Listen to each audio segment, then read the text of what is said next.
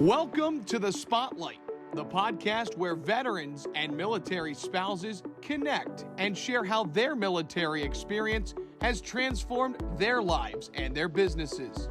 Here's your host, Bob Louthen. Hey, this is your host, Bob Louthen, founder of the VeteranCrowd Network, the network that brings veterans and veteran-led businesses together with each other and the resources they need to prosper. And you are tuning into The Spotlight. Hey, everybody. Welcome to the VeteranCrowd Spotlight. This is your host, Bob Louthen. Pleased to have today with me Sherman Williams and Emily McMahan of the Academy Investor Network. Now, I've known Emily for quite a while. She has been a guest on our podcast before, but this is something new that she and Sherman have pulled together. Sherman and Emily, thank you for stepping into the spotlight. Welcome to the program. Thank you so much, Bob. Thank you so much. So we're going to come back and talk about your military backgrounds later, but somebody tell me about the idea here. What are you guys doing? Why did you do this? Emily has a WestPoint route, so you wanna go? Yeah, I'll share the WestPoint story. So this, as Sherman and I are problem solvers, this problem actually originated a few years back at WestPoint, and the question and the problem was, how can we bring Service Academy graduates and in particular WestPoint graduates together around this table with respect not only to starting and scaling high growth companies, but also helping to fund them. And so beyond, the capital and the community, how do we educate? How do we inspire them? And so that's really sort of the original, the original source of the Academy Investor Network, and the problem that we're trying to solve is kind of rallying this community of Service Academy graduates around high growth startups and investing in them, supporting them, and creating this community on par with, some of the other top tier institutions nationally. So, Sherman, feel free to, Yeah, I'll also say that we did some research and we came across some research that discovered that when it comes to entrepreneurship amongst veterans, 40% of all technology startups that are led by veterans are started by Academy grads. Yet Academy grads only make up 4% of all veterans. So 4% of all veterans make up 40% of all technology startups. So the thought process was to bring that wildly entrepreneurial group statistically together to invest in all veterans. And then we also invest in dual use technology. But I'll focus on veterans for the purpose of this podcast. And when it comes to dual use, we will invest in non-veterans in that vertical. But so that is also one of the themes here, is to grab this wildly entrepreneurial group to invest in all veterans. And the reason why we're focused on the venture asset class, which is a very small asset class. You're looking at about 20 trillion some odd dollar economy with the United States. The venture asset class in 2020, 150 billion was invested in that asset class. So it's a very small asset class relative to like private equities around 700 billion, and there's some other large industries, right? So other large asset classes. But within this asset class, even though it's quite small, as you see, you look at Google's venture backed, Apple's venture backed, Amazon's venture backed, Facebook is venture backed. SpaceX is venture backed. Even the new kind of military contractors, Anduril is venture backed, et cetera, Shield AI. So you're seeing a lot of the wealth creation, job creation, and innovation, a good chunk of it in our current system happening in this venture asset class. And we want to make sure that all veterans can have at least a shot on goal. So we had to bring together this group because this wildly entrepreneurial group is investing in all veterans, and the thought process is this group can provide the leadership and the mentorship in order to make sure that all veterans can participate, or at least have a shot on goal. So I want to come back to this. I'm going to date myself a little bit, but back in the mid '90s, I remember when venture capital in the United States broke through the $10 billion threshold, and we were wondering where all of that money was going. Now it's $150 billion. There have been some efforts in the past. Emily, we know some of these groups Absolutely. that, have focused on veterans. I kind of had the epiphany in 2008 that my best clients were the veteran-led businesses. What's different about this network? Have you guys raised a pool of capital? Have you got a pledge for capital? How does it work? And then I think the follow-up question will be, okay, what's the company criteria that, sort of needs to be met in order for someone to come to you and say, hey, we need to get some capital for this idea? Yeah. Well, I can talk a little bit about, so to your question of why are we different than maybe some of the other efforts that have been starting? I think one thing that's, really resonated with me when Sherman and I were starting with this was sort of this concept of making it kind of 100% virtual. And this is kind of, Sherman and I often joke, like we were virtual before even COVID. So realizing that the kind of depth and scope of the Academy network is, national, international, creating a platform that's really designed to sort of attract folks regardless of where they are. That's something that I think is really important. And then I guess with respect to, the syndicate, so we've been live for about, I guess we launched last June of 2020. We're seeing a tremendous increase in members and folks that are joining the syndicate. It's been phenomenal to see the interest, I think, from this community.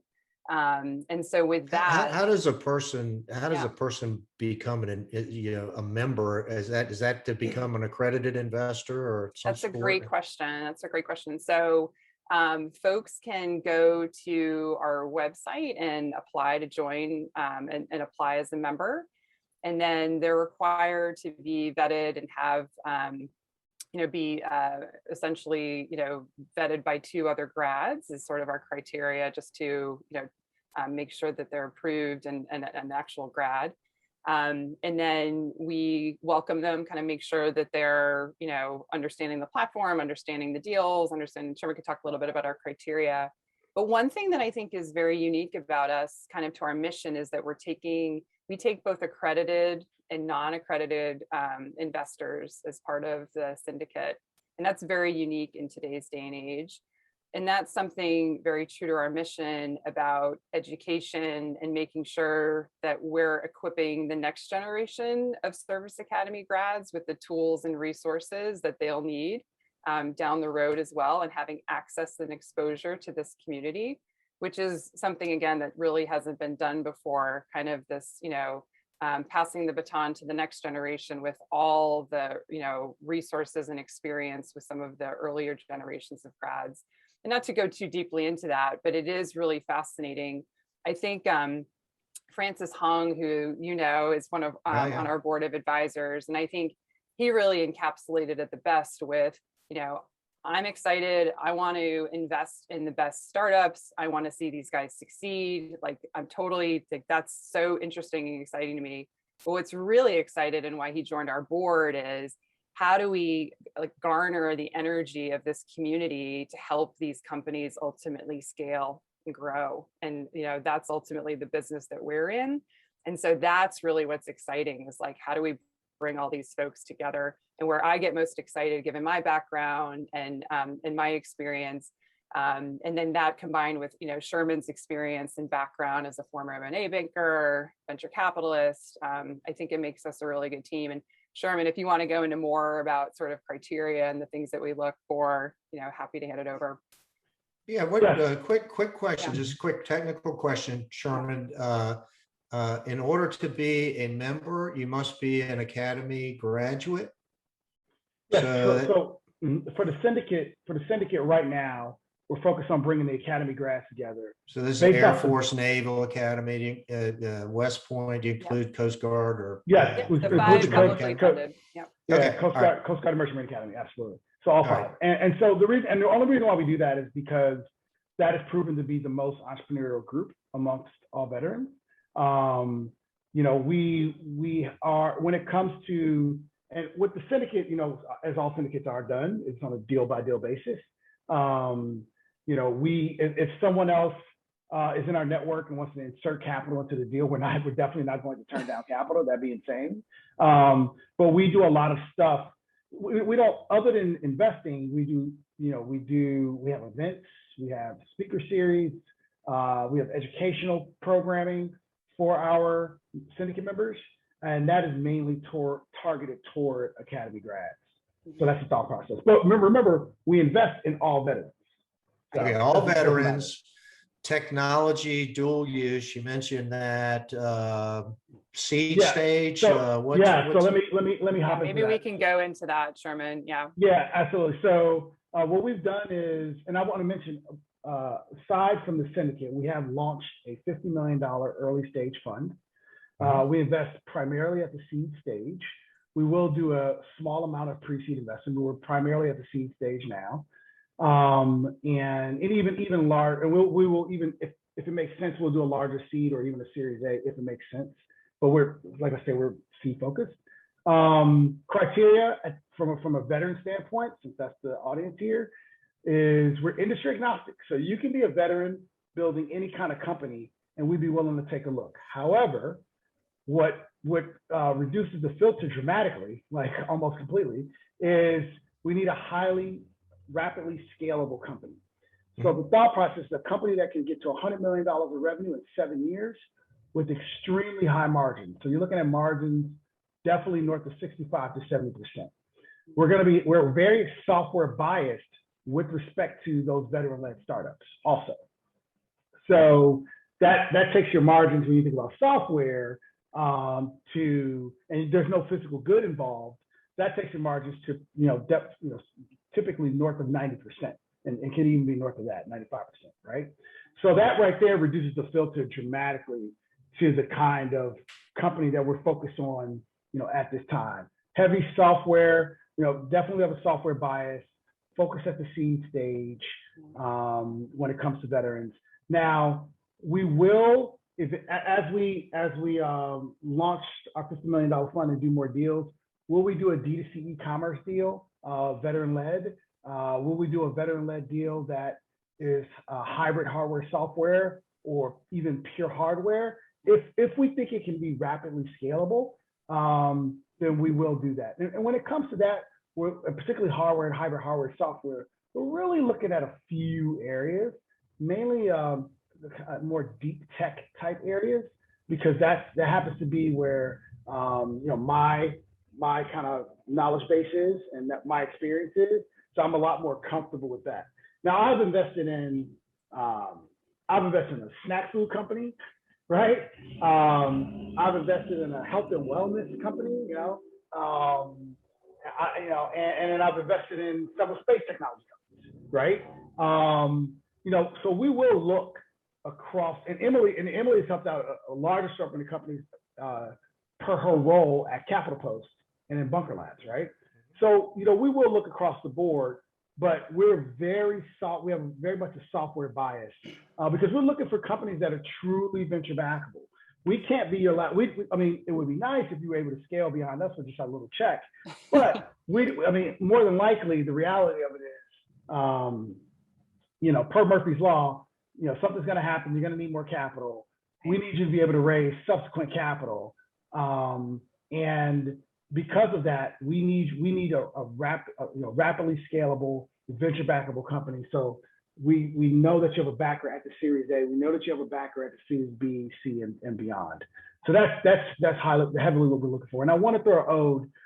Per my background, I worked in the life sciences for several years as an investment banker. We are keenly interested also in healthcare startups.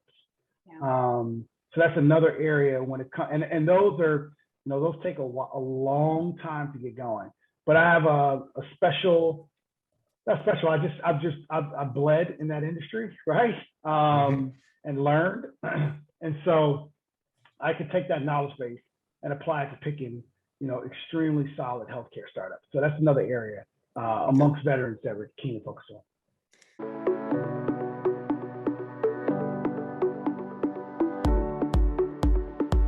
honor, duty, service.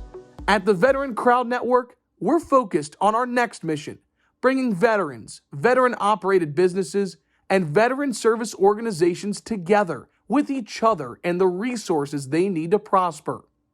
That's why we are launching the Veteran Crowd Rewards Program, exclusively for our individual and corporate members.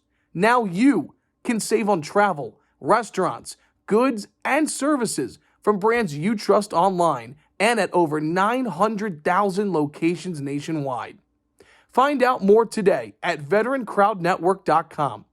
If you are a veteran-operated business, or a VSO, consider the connections, the network, the benefits, the engagement, and success of working with other veterans again. The Veteran Crowd Network, you paid a lot of dues to join this club.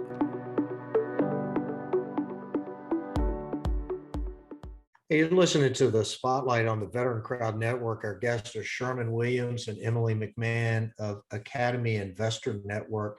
Hey, Sherman, you went to the Naval Academy. What did you do in the Navy, and how did you get into venture capital? Yeah, so in the Navy, I was a SWO, Surface Warfare Officer, for a very short time. And then I was a Naval Intelligence Officer. So I think the Navy Intel community is one of the best communities in the military. It was fantastic. The Naval Intel Officer community is extremely small, really dynamic about what you're able to do.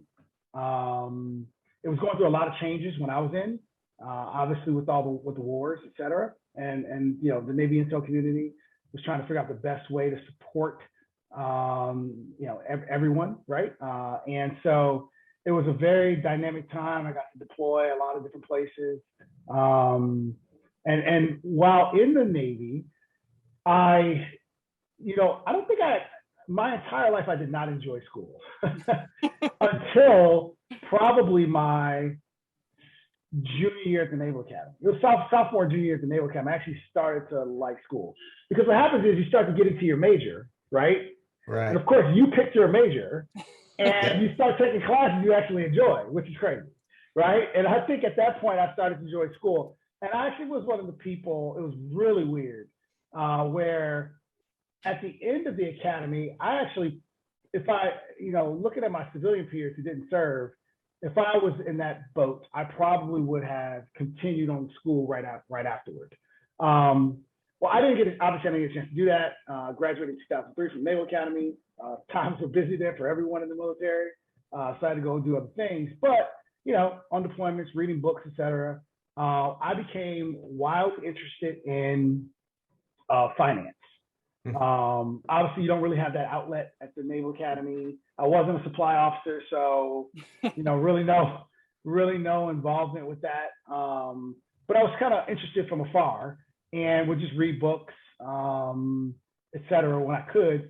And then as an intelligence officer, I was privy to a few different kinds of technologies, et cetera. I became more and more interested in technology. And then because of places I served, I spent some time in Southeast Asia, when, you know, seeing some of those Asian countries just be, you know, rapidly rise, I became interested in innovation. So it was really this interesting mix of finance, technology, and innovation I became interested in. And as I started to look around, where can you live out that passion? And venture capital is one of the key areas you can do that. So what I did was I did not separate from the Navy and then go figure out what I wanted to do. I applied to business schools, got in, and was like, I'm going to find a way for the Navy to pay for this. There you go. And then, of course, the Navy goes, Sherman, you're an intelligence officer. We're not paying for a business degree. We'll totally pay for like a national security degree, And I was like, I want to get into a really good school. I can somehow convince them. Of course, it didn't work. A la preparation, right? I left the Navy with another life lesson. So I actually somewhat regrettably got out the Navy. I didn't want to get out. I wasn't ready to stop. I loved what I was doing in Intel. I was not ready to get out, actually. I totally could have went to school for a couple of years and went back. You got a good thought process, though, for being a venture capitalist through your Navy training. Hey, Yeah. Emily, I never got arrested by an MP, but if I did get arrested, it'd feel better if it was you. But how does an MP get into the venture business Yeah, like you did? it's a great question. And I think, I mean, Sherman's story makes sense, but an MP, maybe it's the yeah, investigative research well, side of it. I'll be honest. I mean, I think it's interesting. Well, one thing about being an MP, I mean, it's definitely like you're at the front lines of working with people. Like it's a very, Right. you are right there, kind of face to face. So it's a great question. I think in terms of my journey into venture, I think it's been all around experiences and opportunities and working with founders. I mean, that's sort of how I've come into it. It really clicked for me when in my experience, sort of both in a startup and working with founders through Capital Post, the folks that kept coming to the table to support and help these founders were really a lot of the VC community and the angel community, and frankly, the service academy community. And for me, it was just this sort of very natural evolution to listen. I love working with founders on all ends of the spectrum, whether they're just interested in entrepreneurship or not even raising, and they're more interested in just doing a small business. But for me, at this phase of my career, I'm really interested in the high growth startups, and that's sort of where my interests are, and sort of frankly like attraction to this field, and just really trying to figure out like who are the racehorses that we're betting on, as Sherman mentioned earlier, and how do we help these companies ultimately be successful and scale really hugely. So that's kind of how I've evolved into it. But no, I think like most people, I wish there was a straight line from that, but it's not. We're not going to get into the jockey versus the horse analogy. Oh, we can, Bob. We'll love to but get into the but I do want to ask you a question, because Emily and I have talked about this a lot, Sherman. So I'd love to hear you chime in on this as well. But yeah. What do you think of the attributes that we picked up in the military to make us better entrepreneurs? Leadership, determination, and grit. Leadership, determination, and grit. Yep. Okay. Yep. Those are the three things. You bet the jockey not. Being an entrepreneur, a lot of people tell me being an entrepreneur is scarier than what they did in the service. I think only because in the service, you get a paycheck and you don't realize the financial security that you have. Right. But I think in my sense, I can only speak to myself. I feel like I can make it through pretty much anything in life, and I will be okay, based off the things I learned in the military, based off my upbringing, my parents, my household I grew up in. I think that, I believe, not just think, that, if you are able, you do have to have your financial affairs in order when you embark upon an entrepreneurial journey, right? And even if you don't have them in order, you got to have something figured out, reduce your costs dramatically. I've even reduced my costs as we've launched AIN relative to how I lived as an investment banker for many years in New York, right? Right. So I've had to make concessions, but if you believe in what you're doing, you're passionate about it. I think that it is scary to some degree, but I almost laugh. Sometimes I laugh at the absurdity of the level of the risk that I'm taking from a professional sense. But for a lot of us in the military, from a life sense, if you look at some of the things we did in the military, it was normalized because everyone else around us was doing it, right? But it was kind of, but some of those things are actually somewhat crazy, right? When you talk to civilians, they're like, "Whoa, I don't know if I would do that," right? And if you're a vet, so I'm gonna at the end of the day, I'm gonna be able to live, and I know that because of my time in the military and the experiences gained there. I then got out and went to University of Chicago Booth for business school, right? So I have a degree from Naval Academy, a degree from University of Chicago Booth. And even if you don't have that, even if you're an E5 and you don't have a degree, but you work in the military, hey man or woman, you can go out and get a job, okay? So at the end of the day, I'm going to be okay. And I'd rather go out on my shield, right? And try to live my passion and be, approach this pure at heart, right? Full heart. And I'm trying to live out my dream versus cower. And, you know, and not actually make this happen and not actually try and truly make this happen. I'd rather go out on my shield. So that's kind of, and I think in the military, you know, at least in my experiences and the people I was around, that was reinforced dramatically. You go out on your shield, right? You have to try to live that passion. So. Bob, I just add, I actually think it's a smaller percentage, you know, than we think sometimes with this percentage of founders that we're talking about. I mean, I think this is one thing I'm happy to kind of talk about with you on this is, like, frankly, these guys and gals are just a little different. You know, they are the folks that I've known that have gone on, they've always just been, they're different. And, they have such conviction, I think, is the other piece. And Sherman and I were just talking about this last week.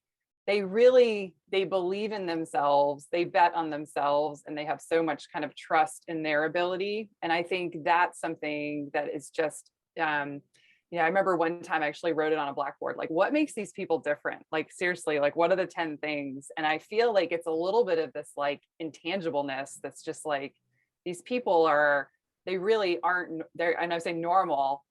And I honestly think that some of them came into the military like that too. I mean, this is stuff that's been with them since whether childhood. they're born or and then, they're made, right? Yeah, and I'll say one other thing on this. I do feel like the military provides the constraints and the walls to push against for people that kind of enjoy that a little bit too. Like, it's a great environment if you sort of like to push the envelope and challenge things, and because you kind of know your left and right limits. And those are the other people that I think are sort of not only attracted to the military in some ways, but I think also do really well outside of the service. And the folks that I just like, I can't put my finger on it, but like, there is just something to describe a little bit of that going against the grain and this like real, like they're visionaries sort of. I would say that, yeah. I would say the people we're investing in a very small segment of veterans. Right. And that is those kind of differentiated thinkers, as Emily mentioned, right? Those are those people who are a little bit rebellious. We've noticed that in some of our founders thus far. Maybe their time in the military was a little up and down even, right? Because they not their work product, but you know, how they dealt with authority, right? And you do have to be this way, because think about it. Particularly if you're in the military, people are getting scooped up left and right in the jobs, right? And then if you talk about officers, you're definitely getting scooped up left and right. Senior enlisted and officers, right?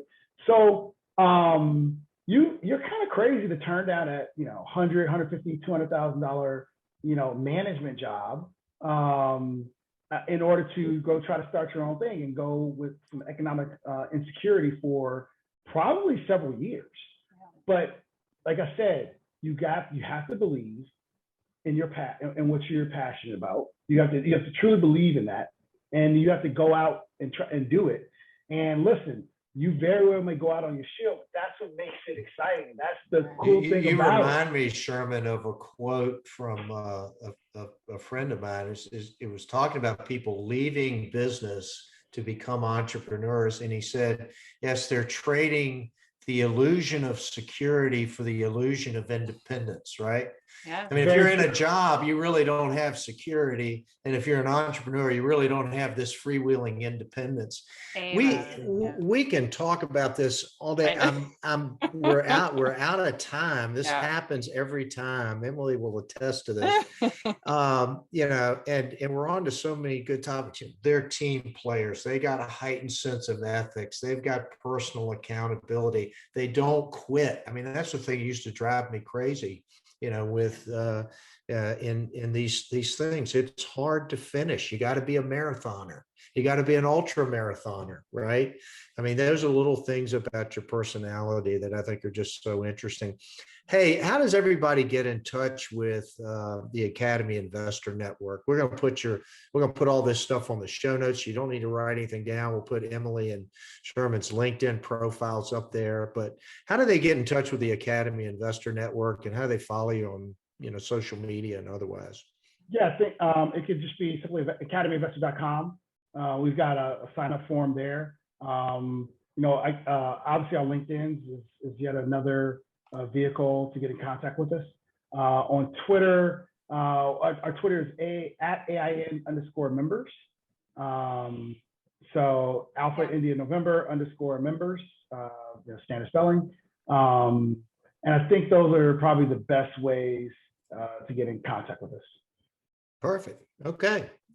Well, listen, we've been talking with Sherman Williams and Emily McMahan. Emily, West Pointer, Sherman, a Naval Academy grad, the Academy Investor Network. Thank you so much for stepping into the spotlight and being our guest today. Absolutely. Thank you so much, Bob. Hey, you've been listening to the Spotlight on the Veteran Crowd Network. We're bringing veterans who are making a big difference in our community to you twice a week. Many thanks to Sherman and Emily for being our guests today. We'll throw out the Bravo Zulu to you guys, and that's a wrap.